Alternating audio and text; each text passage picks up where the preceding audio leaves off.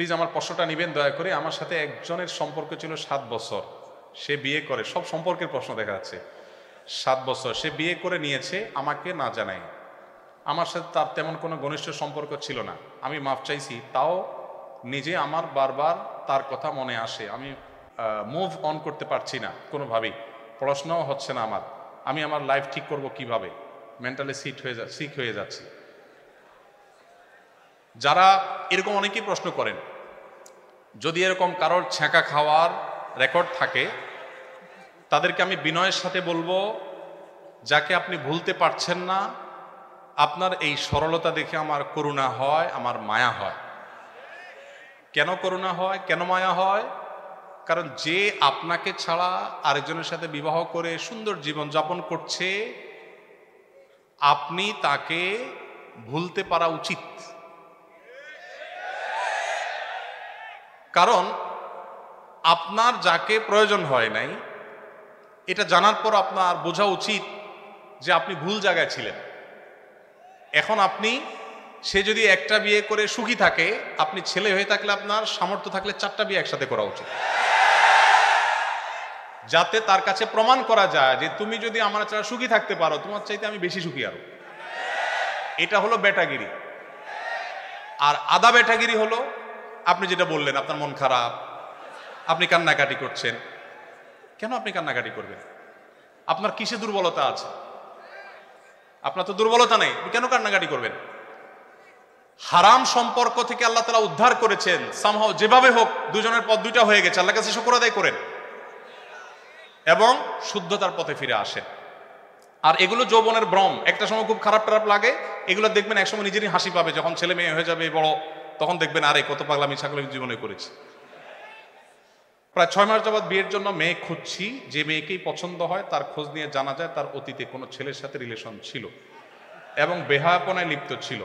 এসব মেয়েদের বিয়ে করার বিধান কি? এসব শোনার পরিবার থেকে এসব মেয়েদের কোনো মেনে নিতে চাচ্ছেন না। দেখুন,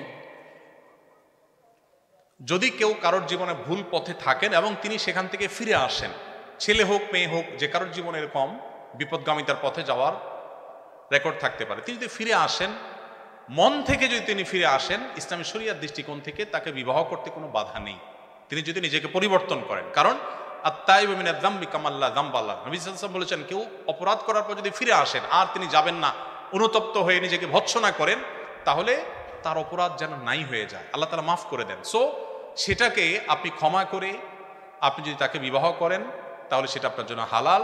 কোনোভাবে তার পেছনের সেই অপরাধ কর্মকে তুলে খুঁচিয়ে খুঁচিয়ে তাকে কষ্ট দেওয়া, এটা আপনার জন্য উচিত হবে না। বিবাহের আগে হারাম সম্পর্ক ছিল কিনা অনেকে খুঁটিয়ে খুঁটিয়ে এগুলো জিজ্ঞাসা করেন। ইসলামের নির্দেশনা হলো যে কোনো অপরাধ করার পর সেটা বলে বেড়ানো বা প্রকাশ করাটা আরেকটা অপরাধ। এটাকে প্রকাশ করার ভিতরে কোনো ব্যাটাগিরি নেই। আল্লাহর কাছে বলে চোখের পানি ফেলে মাপ চাইতে হয়, মানুষের কাছে এটা বলার ভিতরে কোনো কল্যাণ নেই। তবে এর মানে এই না যে আরেকজনকে প্রতারিত করার কথা বলা হচ্ছে। যদি হয়ে যায়, অনুতপ্ত হয়ে মাপ চাইতে হবে এবং এদেরকে বিবাহ করা শরীয়তে নাজায়েজ নয়। তবে হ্যাঁ, আপনি যদি মনে করেন যে আমি পবিত্র মানুষকে জীবন সঙ্গী হিসেবে ধারণ করবো, সেটা অবশ্যই আপনার গুড চয়েস, সেটা আপনার ভালো রুচির ব্যাপার, সেটা আপনি করতে পারেন। কিন্তু এরকম মানুষকে বিবাহ করতে শরীয়ত দৃষ্টিকোণ থেকে কোনো নিষেধাজ্ঞা নেই। মেয়েদের দাদা সুদের টাকা লেনদেন করে, কিন্তু মেয়ের বাবা এটার সাথে জড়িত না, তারা একই বাড়িতে বসবাস করে, কিন্তু তাদের সংসার আলাদা। এমত অবস্থা ওই বাড়িতে কি বিবাহ বন্ধনে আবদ্ধ হওয়া যাবে? বেশিরভাগই বিবাহ সংক্রান্ত প্রশ্ন এখানে দেখলাম। স্বাভাবিক, বেশিরভাগই আপনারা অবিবাহিত, বিয়ের প্রশ্নই করবে, এটাই স্বাভাবিক, আলহামদুলিল্লাহ। তবে ইসলাম একজনের অপরাধকে আরেকজনের উপরে চাপায় না। মেয়ের দাদা সুদের কারবার করছে, তো তার দায় মেয়ের দাদা, মেয়ের বাবা সুদের কারবার করে নাই, সো এটা মেয়ের বাবার উপরে বর্তাবে না। আপনি নিশ্চিন্তে আপনার শ্বশুরের মেয়ে বিয়ে করতে পারেন। আমার কাকির উপর হঠাৎ করে জিনে আসর করে, আর আমাদের পরিবারের সবাই সুন্দরভাবে আপ্যায়ন করে, পরিবারের সবাই যার যার প্রবলেমের জন্য পরামর্শ চায়। আমার কাকিও সবাইকে পরামর্শ দেন, পানি পড়া দেন। ইসলামের দৃষ্টিতে এগুলো বৈধ কিনা পরামর্শ চাচ্ছে। জিনে ধরা রোগী বেশিরভাগ ক্ষেত্রে রোগী ধরার পরে ওই রোগী নিজে ডাক্তার হয়ে যায়। এটা গ্রামাঞ্চলে খুব বেশি প্রচলিত আছে। দেখুন, লম্বা কথা বলার সুযোগ নেই, অনেক রাত হয়েছে, শুধু এটুকু বলি, আপনারা সায়েন্সের মানুষ সবাই, জিনের অস্তিত্বকে বিজ্ঞান আমি যতটুকু জানি যে স্বীকার করে না। শুধু এই একটি বিষয় যদি আপনি নির্মোহভাবে নিরপেক্ষভাবে সত্যানুসন্ধানের দৃষ্টিতে আপনি যদি জিনের অস্তিত্ব আঁচ করতে চেষ্টা করেন, আপনার ইমানদার হওয়ার জন্য একটা জিনিসই যথেষ্ট, আর কিছু লাগবে না, যে জিনের অস্তিত্ব আছে না নেই। যে সমস্ত মানুষের উপরে জিনের প্রভাব পড়ে এবং নানাভাবে তারা এফেক্টেড হয়, সে মানুষগুলোকে খুব কাছে থেকে যদি দেখার সুযোগ, আমার জীবনে বহুবার দেখার সুযোগ হয়েছে, আপনার ইমানের মিটার তরতর করে বেড়ে যাবে। কিভাবে কোরআনে কারিমের তেলাওয়াত তাদের ট্রিটমেন্টের কাজ করে, জাস্ট গুলি যেরকম কাজ করে এরকম কিভাবে কাজ করে, আপনি দেখার পর ইমান বেড়ে যাবে ইনশাআল্লাহ।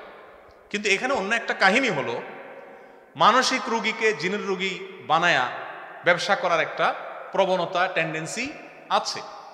সাধারণ রোগীকে জিনের রোগী বানানো, সুস্থ মানুষকে জিনের রোগী বানানোর টেন্ডেন্সিও আছে।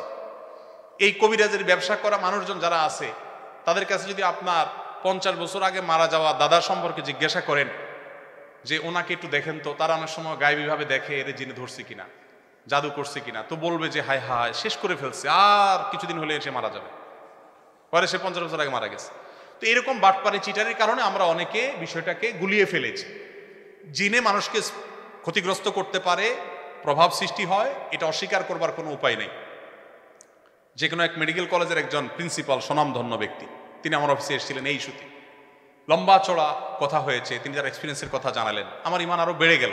আমি সেদিকে আর যাচ্ছি না, শুধু এটুকু বলি যে আমরা অনেকেই এই বিষয়ে এখনো ধোঁয়াশার মধ্যে আছি। কোরআনে কারিমে সূরা জিনে আল্লাহ তাআলা বিস্তারিত উল্লেখ করেছেন, জিন আমাদের দ্বারা ছোঁয়ার বাইরে, আমরা স্পর্শ করতে পারি না, দেখতে পাই না, কিন্তু আল্লাহর সৃষ্টি আছে।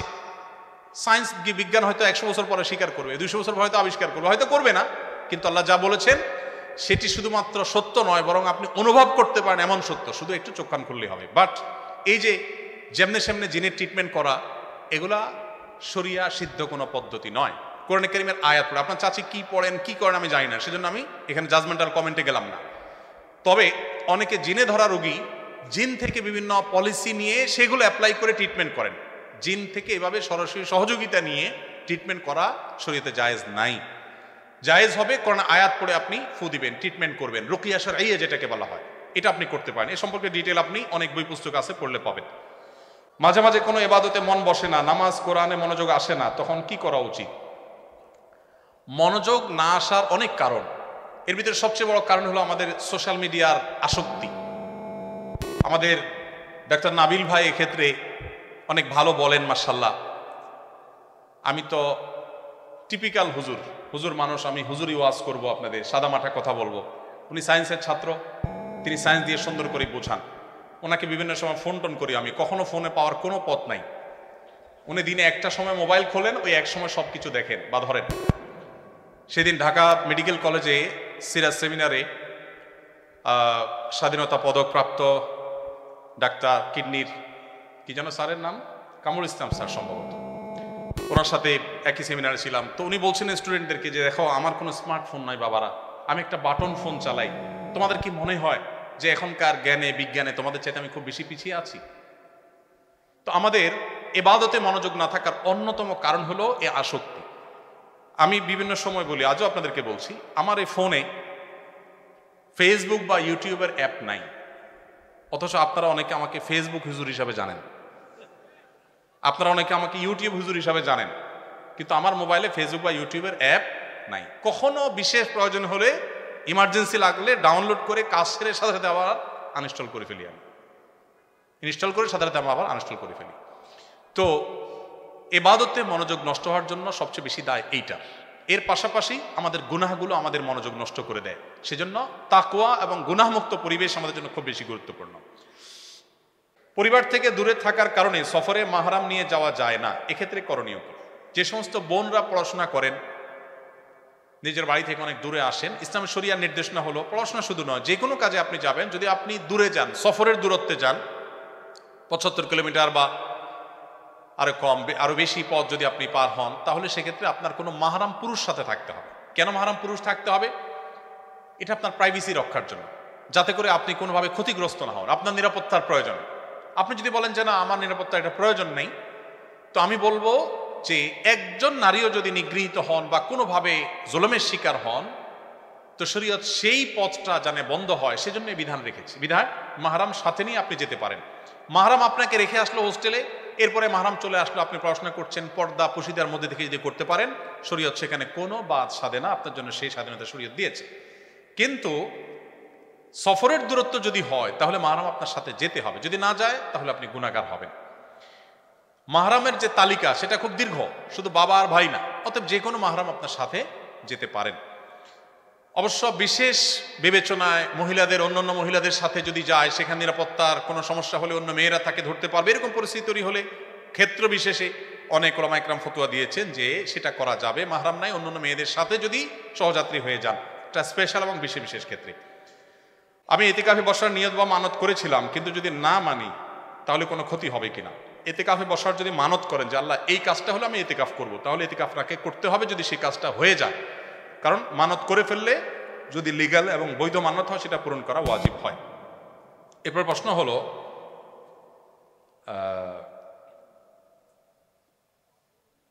আমাদের বংশের অনেকে সুদ খায়, ওনারা যখন দাওয়াত দেয় খুব দরকার পড়ে, তখন তাদের সাহায্য নেওয়া যাবে কিনা? যদি কেউ সুদের কারবারে জড়িত হয় আপনার বংশের, সেক্ষেত্রে এজ এ মানুষ বা এজ এ মুসলমান তার সাথে আপনার কোঅপারেশন করতে, সহযোগিতা করতে আল্লাহ তাআলা বাধা দেন না। তবে তার হারাম উপার্জন আপনি ভোগ করবেন না, সে ব্যাপারে আপনি সতর্ক থাকবেন। অন্য উপার্জন থেকে পারলে আপনি বেনিফিটেড হতে পারেন, বাকি তার সাথে আপনার কোঅপারেশন বা অন্য সাধারণ সহযোগিতা থাকতেই পারে। এরপরের প্রশ্ন হলো, ছোটবেলায় চুরি করেছি, মানুষের নানাভাবে ক্ষতি করেছি, এখন এইগুলোকে আর পাই, এখন ওই মানুষ আর পাই না, এখন তার জন্য তওবা করেছি, যাদের হক নষ্ট করেছি তাদের জন্য কি করব?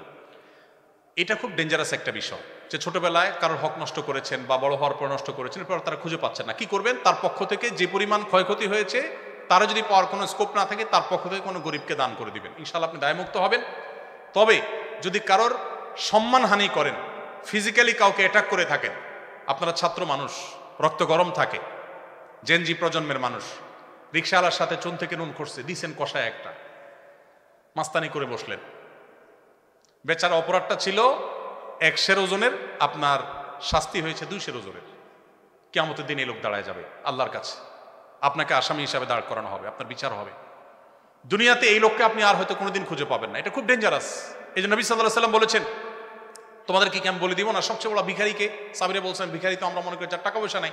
নবী বলেছেন, না, টাকা পয়সা আজকে নাই কালকে আসবে, এটা চূড়ান্ত ভিখারি না। চূড়ান্ত ভিখারি হলো যে নামাজ পড়েছে, রোজা রেখেছে, দাড়ি রেখেছে, টুপি রেখেছে, ওয়াজ করেছে, ওয়াজ শুনেছে, কোরআন তেলাওয়াত করেছে, হজ উমরা করেছে, দান সাদাকা করেছে, মানুষের সেবা করেছে, বাট কোনো মানুষের অধিকার নষ্ট করেছে, কিয়ামতের দিন সেই পাওনাদাররা সব উপস্থিত হয়ে যাবে। সেদিন তো আর মানুষ ক্যাশ টাকা নিবে না, তার আমল বিনিময় হিসাবে নিতে নিতে নিঃস্ব হয়ে সে জাহান্নামে নিক্ষিপ্ত হবে। এই জন্য ভাইরা, তারুণ্যের এই চঞ্চলতা যেন আপনাকে অপরাধ, বিশেষ করে মানুষের প্রতি অন্যায় করতে কখনো প্ররোচিত না করে।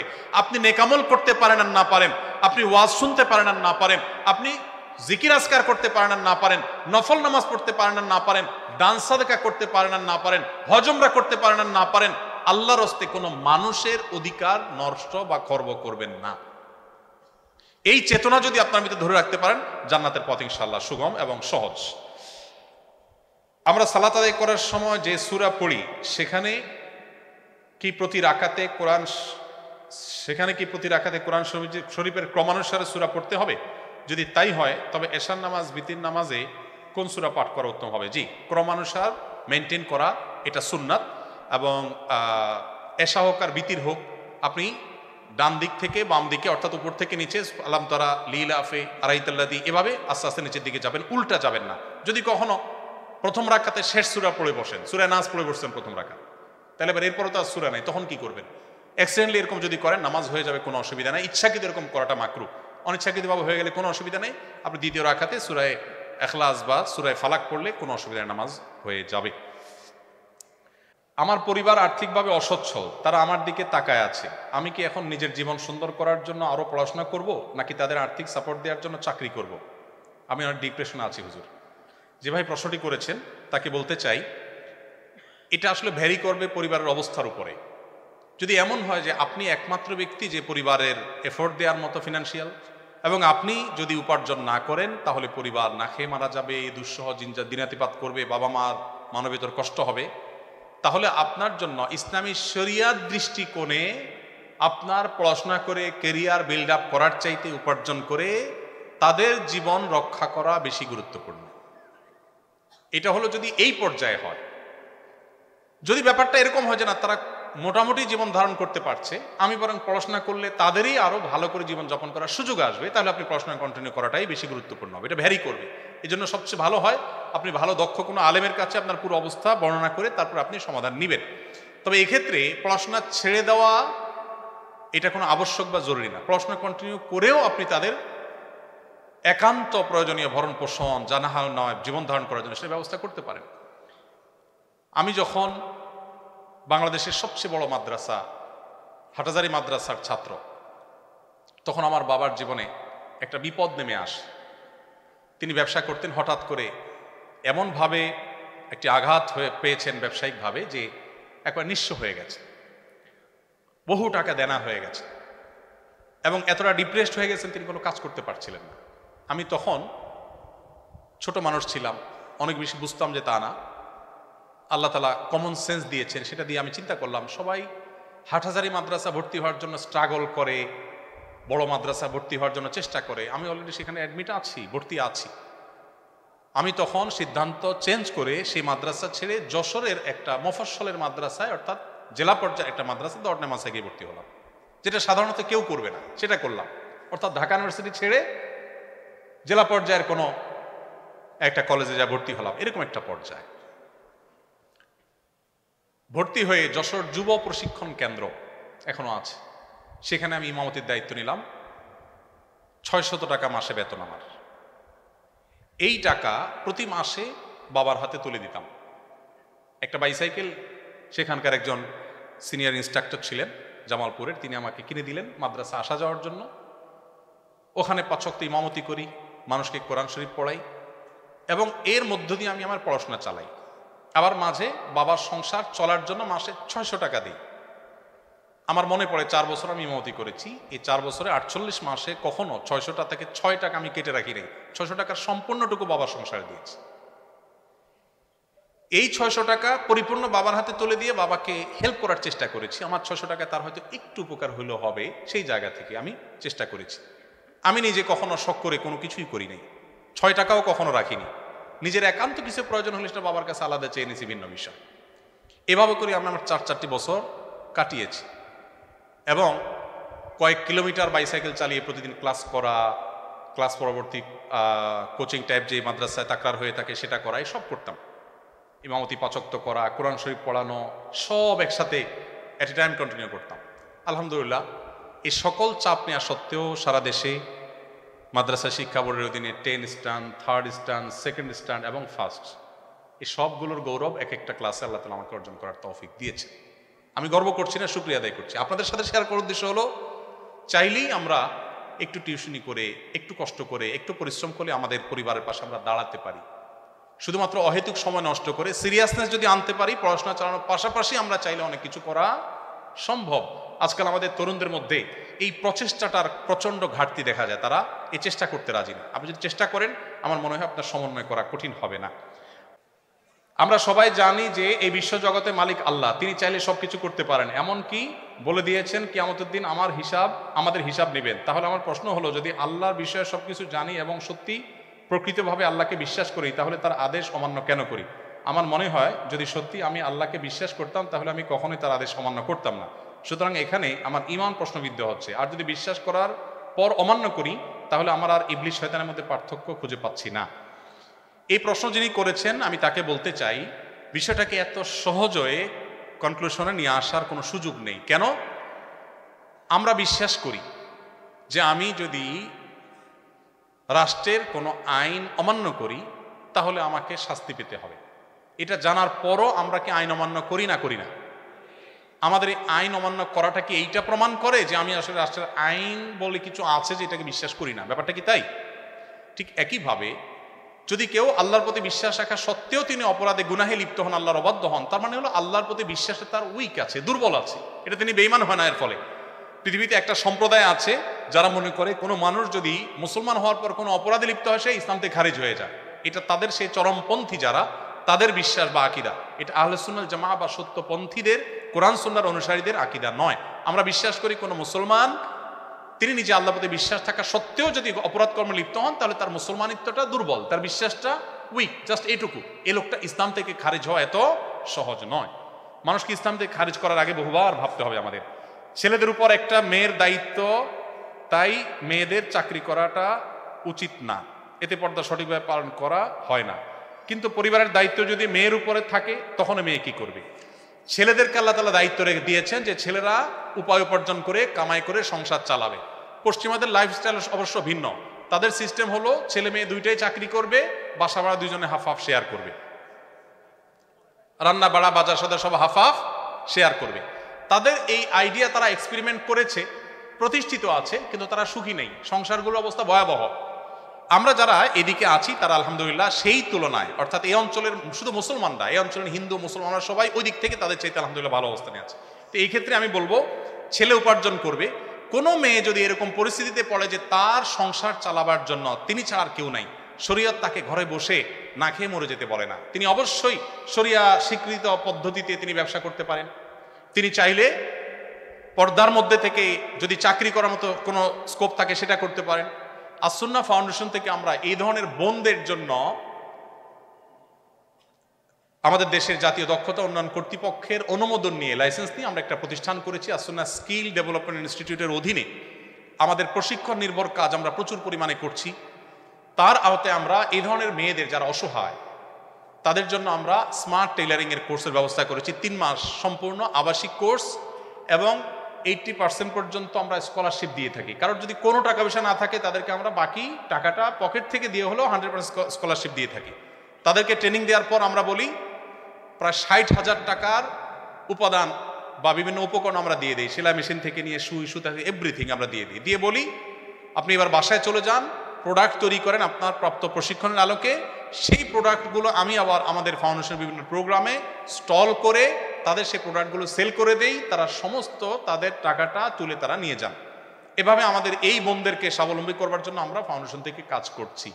আপনারা পড়াশোনা শেষে বা আপনাদের ছাত্র জীবনে আপনারাও ইনশাআল্লাহ এ ধরনের বোনদের, অসহায় বোনদের জন্য যদি আপনারা উদ্যোগী হন তাহলে আমাদের একটি বোনও তাদের সামান্য 2টি পয়সার জন্য তাদের চরিত্র, তাদের সম্ভ্রম, তাদের ইজ্জত, তাদের পর্দাকে কোথাও ভুলণ্ডিত হতে দিতে হবে না ইনশাআল্লাহ। তো আমি আশা করব আপনারা মানবতার সেবায় সেখানে কাজ করবেন এবং ভূমিকা রাখবেন। রাত অনেক হয়েছে, অনেক প্রশ্ন আমার কাছে আছে। শেষ একটা প্রশ্ন, এটা গুরুত্বপূর্ণ খুব বেশি মনে হচ্ছে, যদি আমি শেষ করছি ইনশাআল্লাহ। এবং বাকি যে প্রশ্নগুলো আছে, ওয়াজ মাহফিলের একটা স্টাইল আছে, সেটা হলো বক্তা কথাবার্তা বলে বলে ভাই অনেক কথা বলার ছিল বলতে পারলাম না, আগামী বছর দাওয়াত পাইলে ইনশাআল্লাহ আমি চেষ্টা করব। তো আমি সেই স্টাইলে মাননীয় উপাচার্য মহোদয় এবং অন্যান্য আমার বড় ভাই এবং পিতৃতুল্য শিক্ষকবৃন্দকে বলতে চাই, আবারও আপনারা দাওয়াত দিলে ইনশাআল্লাহ বাকি প্রশ্নের উত্তর দেব ইনশাআল্লাহ। তবে আজকে শেষ প্রশ্নের উত্তর দিচ্ছি, কোনো মুসলমানের সন্তান র্যাগ ডে পালন করতে পারবে কি না? এই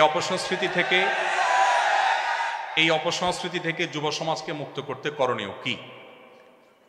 দেখুন, র্যাগ ডে, র্যাগ শব্দের অর্থ আমি যতটুকু জানি, শব্দের অর্থ হৈহুল্লোড় এবং লম্পঝম্প,